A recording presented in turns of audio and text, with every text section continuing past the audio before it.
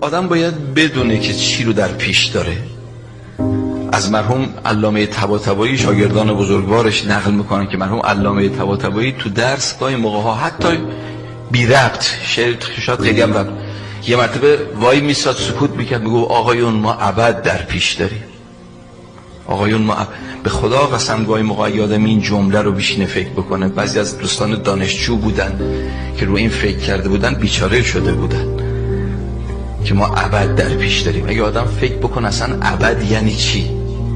ابد یعنی 1000 سال و 1,000,000 سال و 1,000,000,000 سال، نه، یعنی انتها دیگه نداره.